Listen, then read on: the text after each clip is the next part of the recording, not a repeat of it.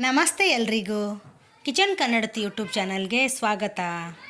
ಇವತ್ತು ನಾನು ಉತ್ತರ ಕರ್ನಾಟಕ ಸ್ಪೆಷಲ್ ಶೇಂಗಾ ಹಿಂಡಿ ಮಾಡೋದು ಹೆಂಗೆ ಅಂತ ತೋರಿಸ್ತಿದ್ದೀನಿ. ಶೇಂಗಾ ಹಿಂಡಿ ಅಂದರೆ ಈ ಕಡೆ ಚಟ್ನಿ ಪುಡಿ ಅಂತಾರೆ. ಅದನ್ನು ಮಾಡೋಕ್ಕೆ ಒಂದು 1/4 kg ಶೇಂಗಾನ ಹುರಿದು ಸಿಪ್ಪೆ ಬಿಡಿಸಿ ಇಟ್ಕೊಂಡಿದ್ದೀನಿ. ಒಂದೊಂದು ಸಿಪ್ಪೆ ಅಲ್ಲಲ್ಲಿ ಕಾಣಿಸ್ತಿದೆ, ನಡೆಯುತ್ತೆ, ಪರವಾಗಿಲ್ಲ, ಅಷ್ಟೇನು ಪರ್ಫೆಕ್ಟ್ ಅಂತೇನಿಲ್ಲ, ಒಂದೊಂದು ಮುಖ್ಯದ್ರು ನಡೆಯುತ್ತೆ. ಹಾಗೆ ಅದಕ್ಕೆ ಹಾಕೋಕ್ಕೆ 1-2 ಟೇಬಲ್ ಸ್ಪೂನ್ ಅಚ್ಕಾರದ ಪುಡಿ, ರುಚಿಗೆ ತಕ್ಕಷ್ಟು ಉಪ್ಪು, 1 ಗಡ್ಡೆ ಬೆಳ್ಳುಳ್ಳಿ ಮತ್ತು 1 ಟೀ ಸ್ಪೂನ್ ಜೀರಿಗೆ ತೊಗೊಂಡಿದ್ದೀನಿ. ಹಾಗೆ 1-2 ಟೇಬಲ್ ಸ್ಪೂನು ಎಣ್ಣೆ ತೊಗೊಂಡಿದ್ದೀನಿ, ಅಡುಗೆ ಎಣ್ಣೆ. ಇವಾಗ ಇದನ್ನು ಎಲ್ಲ ಒಟ್ಟಿಗೆ ಮಿಕ್ಸಿ ಮಾಡ್ಕೊಂಡ್ಬಿಡ್ತೀನಿ. ತುಂಬಾ ಕಡಿಮೆ ಇಂಗ್ರೀಡಿಯೆಂಟ್ಸಲ್ಲಿ ಚಟ್ನಿ ಪುಡಿ ರೆಡಿ ಆಗುತ್ತೆ.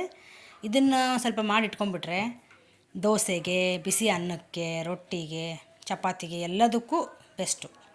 ಈ ಚಟ್ನಿ ಪುಡಿ ಇದ್ಬಿಟ್ರೆ ನಾವು ದೋಸೆದಲ್ಲಿ ಸಮ್ಟೈಮ್ಸು ಪಲ್ಯ ಚಟ್ನಿ ಮಾಡದೇ ಇದ್ರೂ ಈ ಚಟ್ನಿ ಪುಡಿ ಇದ್ದರೆ ಸಾಕು, ಅಂದರೆ ಹಿಂಡಿ ಇದ್ದರೆ ಸಾಕು, ನಡೆಯುತ್ತೆ. ಬಿಸಿ ಬಿಸಿ ಅನ್ನಕ್ಕೆ ತುಪ್ಪ ಹಾಕ್ಕೊಂಡು ಇದು ಸ್ವಲ್ಪ ಹಿಂಡಿ ಹಾಕ್ಕೊಂಡು ತಿಂದರೆ ಒಳ್ಳೆ ಟೇಸ್ಟು.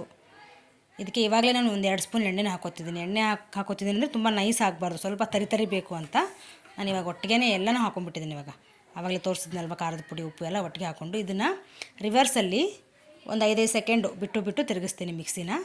ಸ್ಟ್ರೈಟು ಒಂದೇ ಸಮನೆ ಆ ಥರ ತಿರುಗಿಸಲ್ಲ, ಜಸ್ಟ್ ರಿವರ್ಸು ಒಂದು 5 ಸೆಕೆಂಡ್ ಮಾಡೋದು, ಸ್ವಲ್ಪ ಬಿಡೋದು, 1 ಸೆಕೆಂಡ್ 2 ಸೆಕೆಂಡ್ ಮಾಡೋದು, ಬಿಡೋದು, ಆ ಥರ ಮಾಡಿ ಹಾಗೆ ನೋಡ್ಕೊತಾ ಇರಬೇಕು. ನೀವು ಉಪ್ಪು ನೋಡ್ಬೋದು, ಕಡಿಮೆ ಅನಿಸಿದ್ರೆ ಇನ್ನೊಂದು ಸ್ವಲ್ಪ ಹಾಕಿ ತಿರುಗಿಸ್ಕೋಬೋದು. ಇವಾಗಲೇ ನಾನು ನೋಡಿದೆ, ಕರೆಕ್ಟಾಗಿತ್ತು. ಸೊ ಚಟ್ನಿ ಪುಡಿ ರೆಡಿ ಆಯಿತು, ಶೇಂಗಾ ಹಿಂಡಿ ರೆಡಿ ಆಯಿತು. Thanks for watching.